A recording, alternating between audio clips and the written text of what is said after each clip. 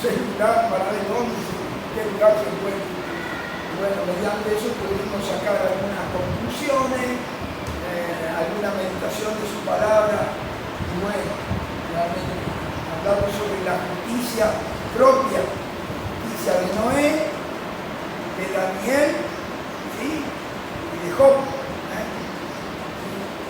Noé, Job y Daniel, de estas tres personas. Nos hablaba nuestro hermano anoche, ¿no?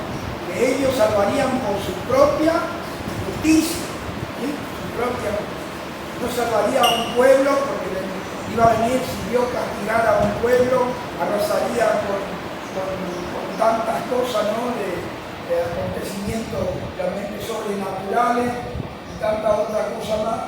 Ellos se salvarían por sí mismos. Decía, era tanto la justicia que cuando se entiende de justicia, se entiende de equidad, de personas que son temerosas de Dios, ¿no es cierto? Que son justos, antes los demás no van a hacer cosas que sean injustas, practican la justicia, ¿no? Y esto tiene que ver con la moralidad del hombre, ¿sí? Humanamente hablando, con lo humano, tiene que ver con eso, ¿no? Su propia justicia, ¿no? Cuando la Escritura dice que los gentiles que no tienen justicia, se hacen justicia a sí mismos, de esa manera. Y este sentido está en el Antiguo Testamento, desde luego, ¿no es cierto? Noé pudo salvar a su familia por todo lo que él implicaba, ¿no es cierto? Hizo que Noé realmente le creyeran a Noé y todos juntos creyera al juicio que Dios había declarado que iba a venir sobre la humanidad entera. Y también Job oraba por sus hijos. Miren lo que hacía esta persona. Lo mismo le pregunta la reunión de los ángeles a Satanás. ¿Has considerado a Job con esta característica tan especial? Sí, dice la Escritura. Claro, de esa manera. Y a su vez Daniel también oraba por su pueblo Israel y confesaba los pecados. Sin embargo, eso no implicaba que no eran pecadores, ¿eh? Todos somos pecadores, no hay ni uno que no sea pecador. ¿Pasá, hijo? ¿Pasá?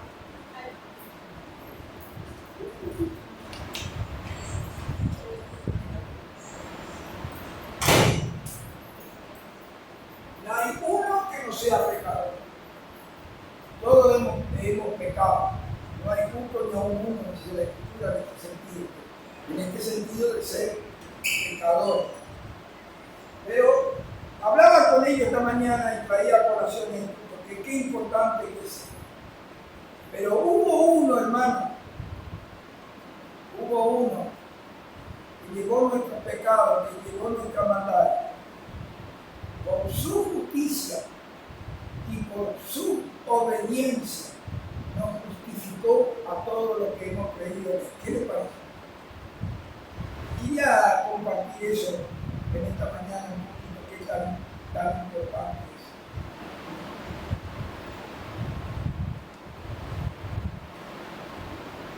Está ahí en Romanos. Qué interesante que es.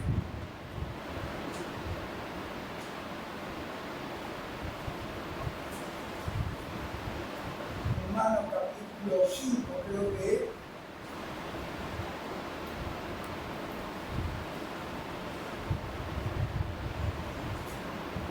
Hablando de los contrastes.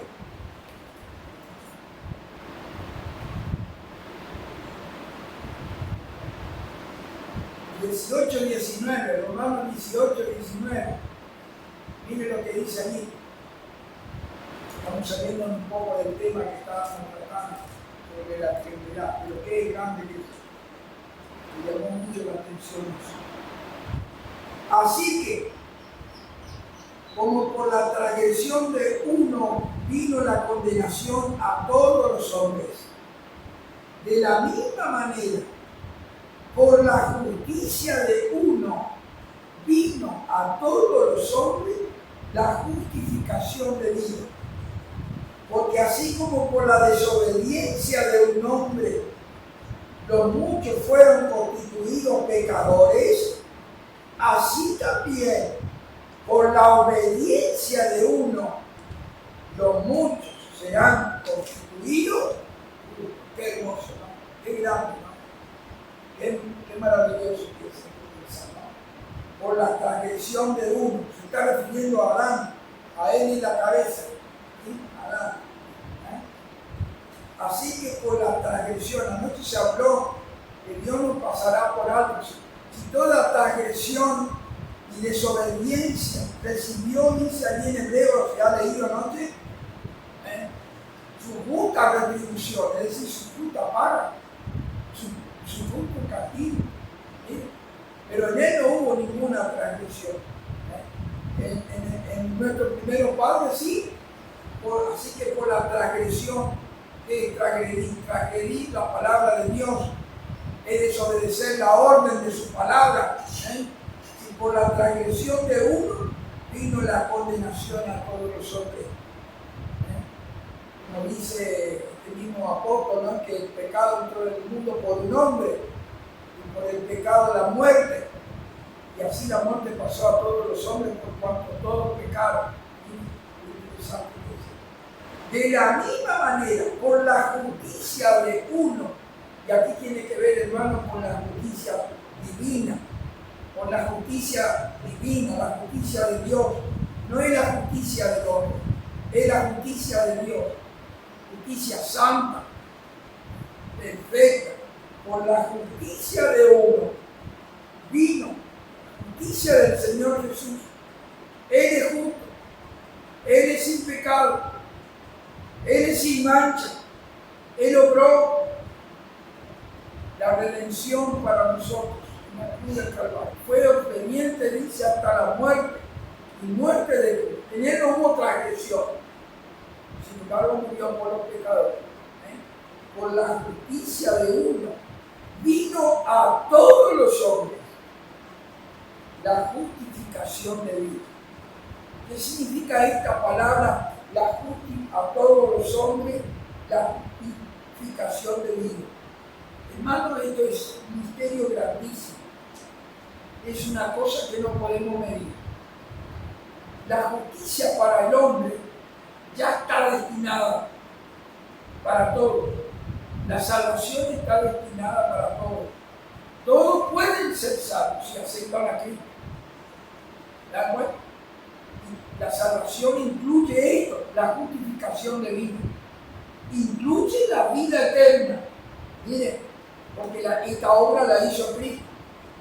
Y Él es el que ofreció por todos los pecadores.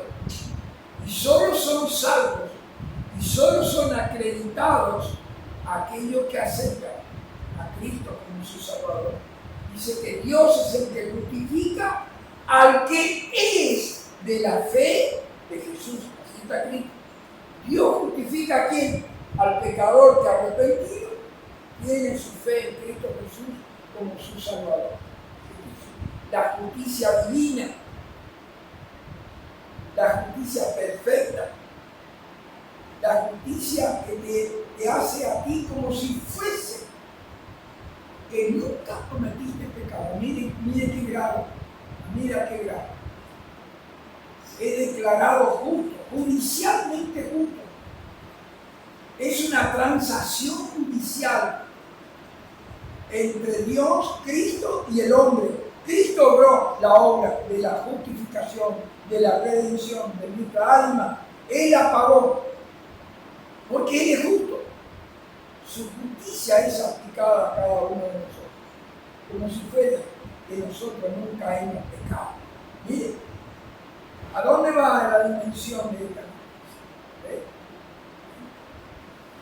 Por eso dice, así como por la transgresión de uno reinó la condenación a todos los hombres, de la misma manera, por la justicia de uno, es decir, del Señor Jesús, del postrer Adán, como lo declara acá, vino, no es que va a venir, no es que se va a hacer, no es que se va a lograr, ya está. Eso quiere decir, vino, ya está, porque Él ya murió, Él ya venció la cruz, Él ya llevó nuestros pecados, ya fue sepultado, ya resucitó, ya se sentó a la diestra de Dios. Por lo tanto, la salvación ya está cumplida. No hay más nada que agregar. ¿Qué hay que hacer? Simplemente decir. Y eso es lo que Dios espera de todo pecador, que lo reciba aquí como Salvador. ¿Ven? Por la justicia de Dios. ¿Qué clase de justicia? Una justicia de Dios. Una es la justicia del hombre, pero una diferente es la justicia de Dios. ¿Sí? Por la justicia de uno. Vino a todos los hombres. Vino a todos los hombres. ¿Qué vino? La justificación de vida. Esto significa la justificación de vida eterna. Quiere decir que no va a morir. Quiere decir que no va a ser condenado, es librado de la condenación eterna. Sí, de esta manera. Mire qué interesante. De esta manera. Verso 19. Porque así como por la desobediencia de un hombre, en contraste con el Señor Jesús, que fue obediente en todo, que hemos leído anoche, nuestro hermano nos la dictó, obediente hasta la muerte, dice, muerte de cruz, allí en Filipenses la hemos leído. ¿Ve? Por la obediencia de un hombre, los muchos fueron constituidos por la desobediencia, perdón. Porque así como por la desobediencia de un hombre, los muchos fueron constituidos pecadores. Así también por la obediencia de uno, del Señor Jesús, que fue obediente en todo, los muchos serán constituidos, ¿qué? Justos. ¡Qué gracia! ¡Qué gracia! ¡Qué gracia! ¡Qué misericordia de Dios en la persona del Señor Jesús! La obediencia de uno. Él es el que fue obediente en todo. Él es el que obedeció en todo. Nunca hizo su voluntad. Nunca. Aún en la parte, hermano, en la parte final, en la recta final de su ministerio en este mundo, allí en Getsemaní, ora al Padre y le dice al Padre: Padre, si es posible, pase de mí esta copa, pero no se haga mi voluntad, sino la tuya. Mire lo que eso implica. Podríamos decir, el Padre podría decir: bueno, ya me obedeció, voy a ver cómo librarlo. ¿De qué manera librarlo, no? Dios oyó su oración, pero la muerte, el sacrificio de la cruz no podía librarse. Tenía para eso mismo. ¿Ven cómo es la cosa? ¿Ven cómo es la cosa? No podía librarse. Si es posible, pasa de mí esta copa. ¿Cuál era la copa? Nuestros pecados, nuestras maldades. Y en esto de pecado y maldad, hermano, hay mil cosas agravantes, terribles. No es solamente, si bien para Dios todo es pecado, pero también podríamos decir que hay grado de pecado, porque en el infierno habrá grado de condenación y grado de castigo. Mire cómo son las cosas. Pero hay pecados tan abominables delante de Dios que el Señor Jesús lo cargó. El Señor lo cargó. Era tan terrible, tan negro eso. Que cuando dice la Escritura que Dios, para Dios es abominable el pecado, era un pecado de abominación. ¿Qué significa eso? Algo que Dios no puede soportar, algo que Dios no puede mirar, que le afecta muchísimo su santidad. Él es tan santo, mire, que afecta su santidad. Afecta en el sentido de su corazón ver a su criatura en un camino abominable. Y según la Escritura encontramos varios pecados que son abominables. Se leyó anoche, ¿no? Nuestro hermano no la leyó como pecado de abominación, ¿no? La idolatría. El querer estar en una actitud contraria a la voluntad de Dios. una obstinación, Dios mostrándole toda la buena voluntad. Este hace todo lo contrario. Miren, de esa manera. Él la llevó, el Señor Jesús la llevó. ¿Ve? O sea, por la transgresión de uno vino la transgresión de uno vino a todos los hombres la condenación eterna, la separación eterna de Dios, el pecador de su ser por Dios. De la misma manera, por la justicia de uno vino a todos los hombres la justificación de Dios. Después dice, porque así como por la desobediencia de un hombre los muchos fueron constituidos pecadores, así también por la obediencia de uno, es decir, del Señor Jesús, los muchos serán constituidos ¿qué?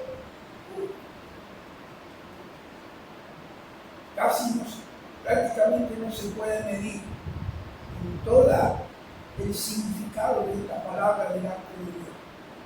Porque es como si fuera que sos absuelto totalmente, como si fuera un inocente. Como si fuera que nunca pecaste. Mire lo que significa eso. Mire lo que implica eso. La justicia de Dios. Hacer a un pecador justo. ¿Sí? Los muchos serán constituidos justos por la justicia de un hombre, por la obediencia de un hombre. Mire qué maravilloso pensar realmente. Es maravilloso comprender lo que es esto. En el caso de Noé, en el caso de Job oraba por sus hijos, que no hagan cosas que a Dios no le agrada, hacía sacrificio, dice la Escritura. Mire, de esa manera. Job no tenía la ley, no tenía la Biblia, no tenía nada, pero en su conciencia y en su manera de ser, en su temor reverente para con Dios, sabía que existía un Dios, sabía. Sin embargo, actuaba con justicia. Y aquí tiene que ver con esa justicia que tiene que ver con lo humano, como bien lo explicó nuestro hermano, ¿no? De ser justo, de no prevalecerse del pobre, no prevalecerse de la persona que está mal, ni nada que se le parezca. Tenía una actitud diferente, realmente. Y todo eso Dios mide. ¿Y por qué Dios tenía en cuenta eso? Porque en ese tiempo no existía la ley, no existía. No había un mandamiento que dijera esto y así, esto, no había. Tenía que ver con la justicia humana. Con ese árbitro que Dios ha puesto en nuestra mente. ¿Cuál es ese árbitro? La conciencia. ¿Te das cuenta? Nuestra conciencia es nuestro árbitro, que nos dice que si lo que hemos hecho está bien o está mal. Nuestra conciencia. ¿Ves cómo es la cosa? Y eso lo tiene todo, de su manera natural la tiene todo. Pero en algunos casos terriblemente tenemos que pensar así, la Escritura lo declara. En algunos casos, tanto hacer el mal y tanto le gusta hacer el mal, que hasta su conciencia quedaron, como dice la Escritura, cauterizada. La conciencia quedó cauterizada, que ahora ya ni le interesa si está bien o está mal. Hace punto. ¿Ves cómo es la cosa? A ese grado llega. A ese grado llegan los hombres. Mire cómo es la cosa. Cauterizada. Bueno, también tenemos en cuenta la oración de Abraham por Lot, ¿se acuerda? La oración, cuando Dios decidió destruir a las ciudades de Sodoma y Gomorra, ¿sí? A las ciudades de Sodoma y Gomorra, ¿sí? De esa manera, Abraham dijo a Dios, destruirá al impío con el injusto. Igualmente destruirá, no lo librará. Y oró tantas veces a Dios, El Dios justo no podía castigar también al justo junto con el impío. ¿Ves cómo es la cosa? Y ahí está ese sentido de la conciencia, ¿no? Ya mismo. Dios que hizo, ¿no? Dios contestó a Abraham. Cuando llegó a, creo que no recuerdo bien, Julio, si era 10 o a 1, no sé cuánto, lo último que oró, Dios le dijo que no va a castigar al justo igualmente con él. Miré cómo era. O sea, estaba ese sentido. Si hay un justo, no podría castigar a todos por igual. ¿Ves cómo es la cosa? Ese era el sentido. De esa manera tiene que ver. Siempre se pensaba en esto. Y esto estamos hablando antes de la estableciese la ley. Antes de ese tiempo tenía que ver con eso. También tenemos la palabra de Dios, toda esta verdad. ¿Se acuerda? Ahí en Ezequiel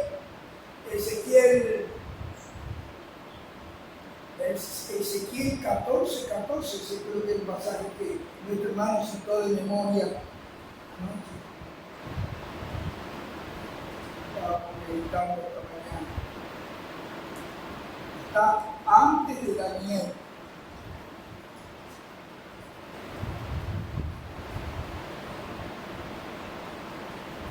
Nuestro hermano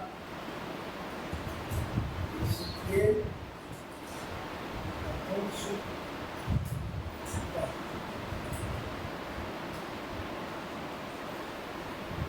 Dios habla, verso 12, podemos leerle allí, 14, verso 12, para tener un entendimiento del contexto. 14, 12. ¿Encontraron? Está antes de Daniel, sí, el libro de Daniel. Dice así, a ver si encontraron allí.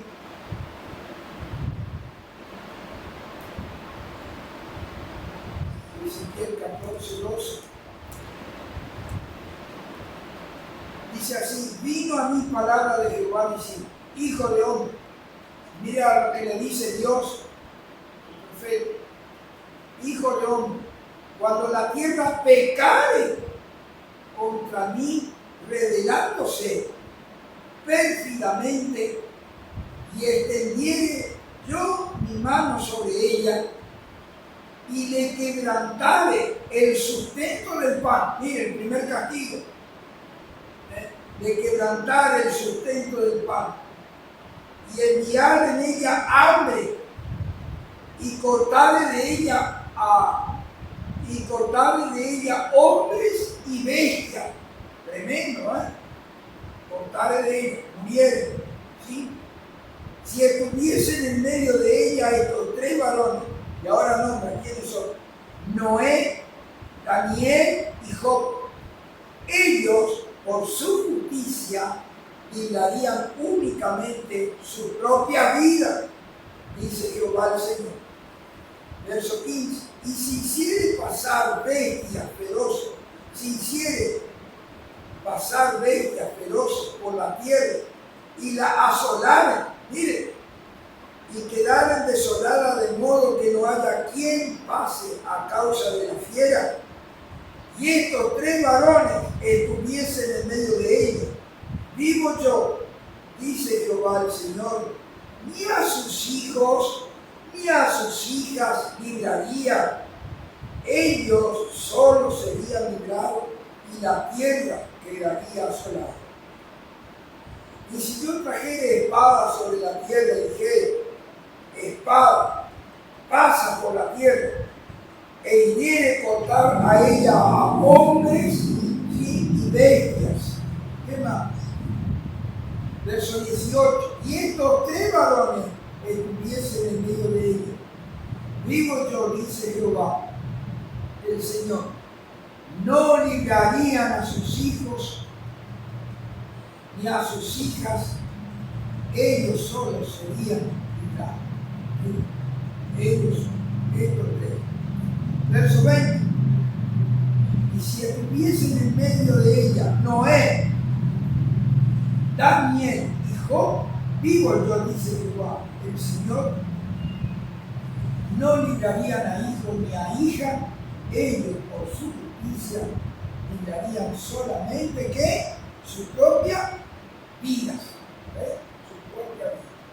¿Qué importa? Nada. Como dice este mismo profeta en el capítulo 18, que el Hijo no llevará el pecado del Padre, el Padre la del Hijo, el alma que pecare, esa morirá. No hay vuelta atrás. Dios castigará, Dios juzgará, Dios no pasará nada por ahí. En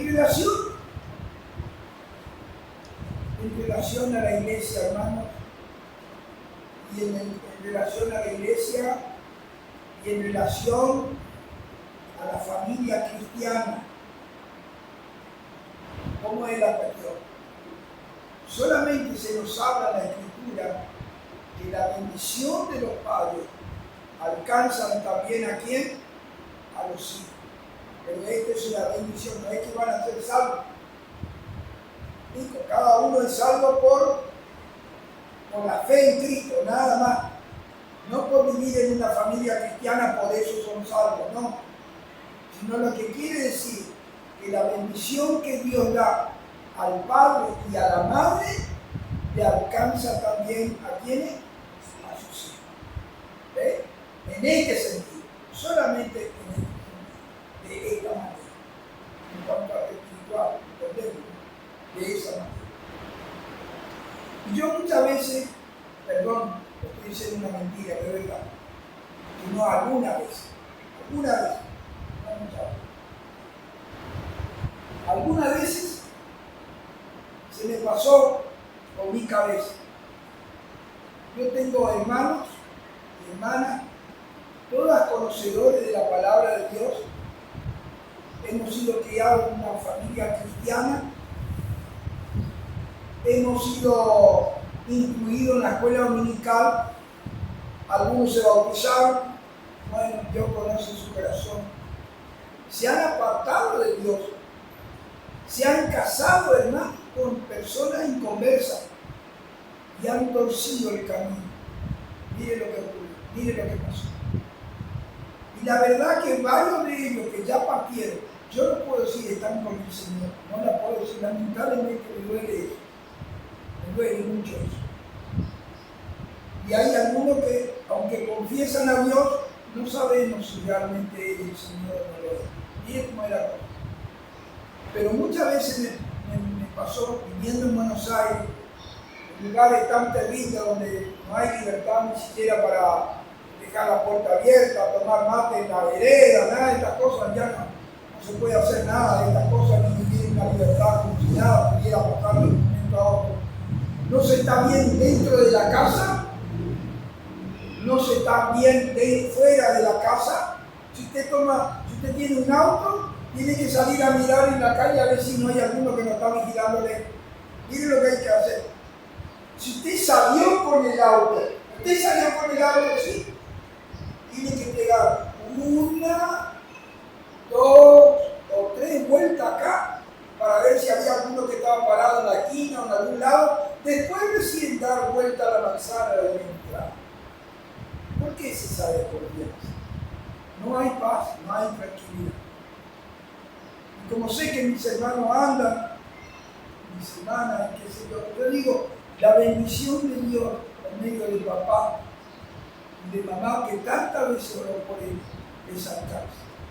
Gracias a Dios, los que murieron de una enfermedad nada más y de buen tiempo de edad, ¿no? Nunca le pasó nada, nunca le atropelló un auto, nunca le pasó, alguien le tiró una bala y cayó por la cabeza y no sé qué, nada. Siempre han sido guardados, siempre han sido cuidados. Y pienso, hermano, que la bendición de Dios por medio de papá y de mamá les alcanza. Eso es. Tanto han clamado por sus hijos. De rodillas. Que Dios lo guarde. Que ellos fueron a Buenos Aires mucho tiempo antes. Con nosotros. Por eso damos gracias. Esa bendición sí alcanza. Al nombre de Dios, para los salvados. el apóstol Pablo dice que aunque el marido no sea creyente, pero ella es creyente, los hijos alcanzan la bendición de ella por él y él. Miren qué grande es esto. Qué hermoso pensar en esa gracia de Dios en un redimido, en un santo. Yo sé, Julio tenía algo pero siempre me asalta eso. Pero la verdad es que, como dice aquí en su palabra, los padres no pueden salvar a sus hijos. Ellos tienen que ser salvos por sí mismos en la persona del Señor. Vamos allá. No sé si hay alguna pregunta. ¿Está todo bien claro? ¿Sí?